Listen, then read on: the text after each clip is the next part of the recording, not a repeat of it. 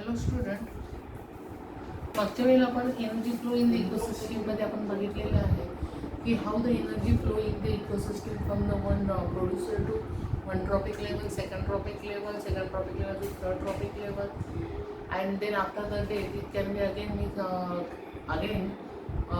it can be decomposed by the bacteria. You know that in this way the energy will be the transfer, but this energy cannot be again passed towards the sun. म्हणजे जी energy आहे ती सनकडे pass होत नाही. That's why the flow of energy in the ecosystem is a one. हे आपण मागच्या पिरियडमध्ये आपण आता बघितलेलं होतं, बरोबर आहे. आता आपण जे नवीन टॉपिक बघणार आहोत त्याला म्हटलं तर bio Jio chemical cycle.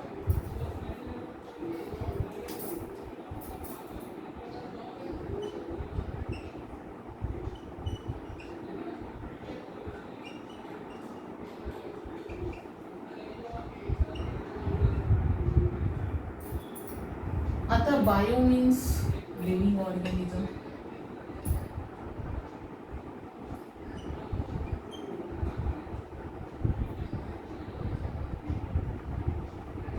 Geo means earth, related to the earth. Chemicals mean the chemical substances.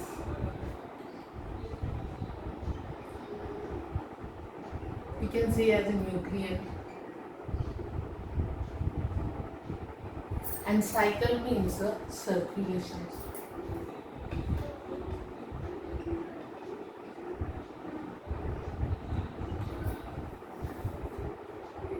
Means the flow of the nutrient from the living organism to the earth or to the living organism, means the circulation of these nutrients from the living organism to earth or to the living organism. These are the called as a biogeochemical cycle. याला म्हटलं जातं biogeochemical cycles. आता mean the cyclic flow of nutrient. याच्यामध्ये जो cyclic flow of the nutrient असतो from the living organism to the non living organisms in the ecosystem is called as a biogeochemical cycles. आता तुम्हाला माहिती आहे की nutrient किती इम्पॉर्टंट आहे for the living organism, because with the help of the nutrient the growth of the organism will be the take place. Means for the growth of the living organisms the nutrient must be required. बरोबर आहे. आता हे जे nutrient आहे how it will this nutrient we can taken from the abiotic factors. बरोबर आहे. Means these are the nutrient can be transferred from the abiotic factor to the biotic factors and again from the biotic factor to the abiotic factors. आता हे तुमच्या लक्षात आले की हे आपण जे न्यूट्रियंट आहे हे आपण कुठून घेतो, नॉन लिव्हिंग थिंगकडून घेतो, बरोबर आहे. आणि मग हे नॉन लिव्हिंग म्हणजे फॉर एक्झाम्पल आता असं म्हणायचं झालं की आपण हे न्यूट्रियंट घेतो ॲक्च्युली ह्याच्याकडनं प्रोड्युसरकडनं, बरोबर आहे. पण प्रोड्युसर न्यूट्रियंट कोणाकडनं घेतं, तर हे जे न्यूट्रियंट घेतलं जातं कार्बन डायऑक्साईड, वॉटर, सनलाईट ह्याच्यापासून. Means these nutrient can be taken from the abiotic factor to the biotic means living organism, बरोबर आहे.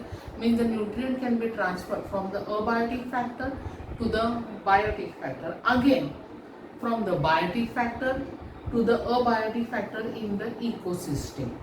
Means त्याचाच अर्थ असा आहे की there is a cyclic flow of nutrient within the ecosystem is called as a biogeochemical cycles. आता हे जे सायकल आहे which can be operate continuously within a medium is a called as an biosphere. आता हे जे cycle हे continuous कुठे होतं तर बायोस्फिअरमध्ये. आता बायोस्फिअर म्हणजे काय, तर biosphere is a made up of the 3 sphere, that is a lithosphere, hydrosphere and the atmosphere, बरोबर आहे. आता ह्याच्यामध्ये जर तुम्हाला माहिती आहे की जे recycling of the biological resources, also there is a geological resources, also the chemical resources are the complex process. ही जी प्रोसेस आहे very complex process आहे and it is a depend upon the level of the energy. आणि कशावर depend आहे, the level of the transfer of the energy in the ecosystem. म्हणजे एवढंच लक्षात ठेवा की बायोजिओकेमिकल सायकल म्हणजेच काय आहे, there is a cyclic flow of nutrient within the ecosystem is a called as a biogeochemical cycle. आता हे जे बायोजिओकेमिकल सायकल आहे हे 2 टाईपमध्ये आहेत. आता 2 टाईप कोणकोणते, तर एक फर्स्ट आहे गॅशियस सायकल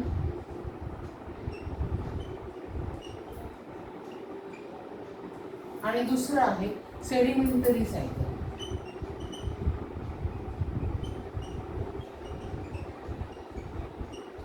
तर नावच आहे गॅशियस सायकल, बरोबर आहे. म्हणजे तुमच्या लक्षात आलंय, there is accumulation of the main abiotic factor that is must be a gaseous nutrient. म्हणजे मेन जो फॅक्टर जो आहे अबायोटिक तो कोणता आहे, gaseous nutrient which is a found in the atmosphere. तो कुठे असतो, ॲटमॉस्फिअरमध्ये आहे. तर ह्याच्यामध्ये काय काय येतं, त्याच्यामध्ये नायट्रोजन येतो, नायट्रोजन आहे, कार्बन आहे, ऑक्सिजन आहे, वॉटर वेपर्स आहे, कार्बन डायऑक्साईड आहे,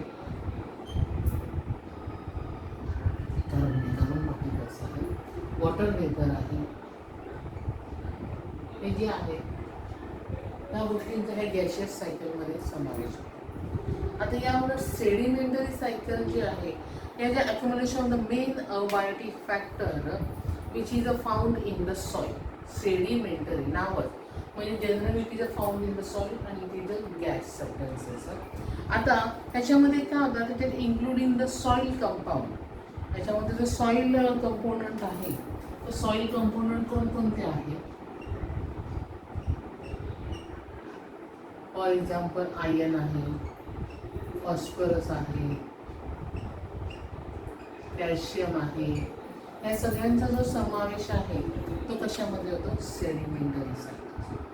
लक्षात आलं. म्हणजे बायोजिकेमिकलचे 2 प्रकार आहेत, 2 टाईप्स आहेत, gaseous cycle and the sedimentary सायकलचं. आता हा जर बघितलं तर दोन्ही सायकल जर बघितलं तर गॅशियस सायकल इज अ मोर स्पीडर, म्हणजे more faster than that of the sedimentary cycle. आता तुम्ही म्हणाल की द गॅशियस सायकल फास्टर काय आहे. आता फॉर एक्झाम्पल घेतलं की सपोज एखादा एरिया आहे, त्या एरियामध्ये कार्बन डायऑक्साईड गॅस जर ॲक्युमुलेटेड झाला तर इट इज इझिली डिस्पर्स. म्हणजे एका ठिकाणी जर कार्बन डायऑक्साईड जास्त प्रमाणामध्ये जर वाढला तर तो इझिली डिस्पर्स होऊ शकतो. कसं काय, बाय द विंड, बरोबर आहे. And also it is absorb by the green plants. It is easily पटकन ही प्रोसेस होऊन जाते as compare to the sedimentary cycles. आता हे जे दोन्ही सायकल्स आहेत ह्या सायकलवर इफेक्ट करणारे 2 मेन घटक आहेत. आता हे मेन घटक म्हणजे कोणकोणते, एक म्हणजे there is a climatic changes and second म्हणजे human activities. And these are seriously affect the intensity, speed and the equilibrium of this cycle. म्हणजे हे जे जो सायकल निसर्गामध्ये सतत चालू असतं, गॅशियस सायकल आहे किंवा आपण म्हणू शकतो सेडिमेंटरी सायकल आहे, याच्यात इफेक्ट करणारे 2 मेन घटक आहे. म्हणजे क्लायमॅटिक चेंजेस, क्लायमेटमध्ये अचानक चेंजेस झाल्यामुळे देखील त्याचा इफेक्ट होतो. Also the human activity. आणि हा इफेक्ट कशावर होतो, त्याच्या इक्विलिब्रियमवर होतो, त्याच्या इंटेन्सिटीवर होतो आणि स्पीडवर देखील होतो. एक ठराविक स्पीड असतो परंतु याच्यामुळे इफेक्ट त्याच्यावर होऊ शकतो. पण तसं जर बघितलं तर गॅशियस सायकल आणि sedimentary cycle are not separate from each other. तसं बघितलं तर हे दोन्ही एकत्र सायमल्टेनियसली घडत असतात की बाबा हे गॅशियस सायकल चालू आहे, सेडिमेंटरी सायकल चालू आहे, असं काही नाही आहे. तर they are interconnected with each other. ते दोघे एकमेकांमध्ये सामावलेले आहे असं म्हणायला हरकत नाही आहे. आता फॉर एक्झाम्पल जर तुम्हाला माहिती असेल, तुम्हाला गेल्या वर्षी पण झालेलं होतं नायट्रोजनच्या बाबतीत, बरोबर आहे. आता नायट्रोजन इन द ॲटमॉस्फिअर, बरोबर आहे, and when it can be converted in to the compound, it is a mix with the soil, बरोबर आहे ना. म्हणजे तो सेडिमेंटरीमध्ये पण येतो, ॲटमॉस्फिअरमध्ये पण येतो, बरोबर आहे. म्हणजे अशा बऱ्याचशा गोष्टी आहेत की ते दोन्ही जे सायकल्स आहेत ते एकमेकांशी इंटरकनेक्टेड आहेत. लक्षात आलं तुमच्या. तर आपण एक नवीन सायकल आता स्टडी करणार आहोत. Most important cycle we can study here, that is called as a carbon cycle.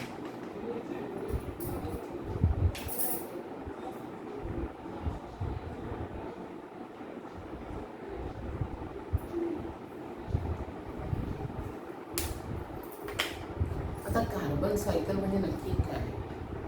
Carbon cycle means that there is a circulation or the recycling of the carbon from the atmosphere to the living organism, and after the death of the living organism it is a come back into the atmosphere. This process is called as a carbon cycle. ही जी process होती त्याला म्हटलं जातं carbon cycles. आता means there is a circulation of the carbon from the abiotic factor to the biotic factor, again from biotic factor to the abiotic factors. That's why it is a most important biogeochemical cycle आहे. Carbon cycle ही most important cycle आहे. आता जर आपण बघितलं carbon सायकलविषयी, तर कसं काय ते मी तुम्हाला सांगते. You know that the plant can be convert this carbon dioxide into the carbon. तुम्हाला माहिती की plant can be prepare the own food with the help of the carbon dioxide, water, sunlight and the chlorophylls. बरोबर आहे. मग त्यावेळेला plant काय करतं की they can be taken the carbon dioxide from the photosynthesis process and then it can be converted in to the complex carbon compound.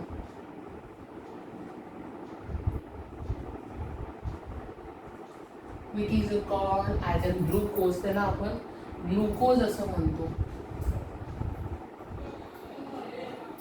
बरोबर आहे. Generally this carbon can be converted in to the fats and the proteins. बरोबर आहे. म्हणजे plant काय करतं with the help of the in the photosynthesis process, with the help of the sunlight, waters and the chlorophyll and the carbon taking the carbon dioxide from the atmosphere, म्हणजे in short त्यात carbon आहे. It can be converted in to the glucose means the complex carbon compound. बरोबर आहे. आता when त्याने स्वतः food prepare केलं, then this plant can be eaten by the herbivorous plant. बरोबर आहे. Then herbivorous can be eaten by the carnivorous animals. The carnivorous can be eaten by the apex carnivorous. बरोबर आहे. म्हणजे in this way the carbon can be transferred from the plant to the herbivorous, herbivorous to carnivorous, and the carnivorous to the apex carnivorous. Then eventually after the death, जेव्हा त्याची death होते त्यावेळी it can be decomposed by the decomposer and with like a bacteria and the fungi, and then in this process decomposition the carbon dioxide can be released into the again atmosphere.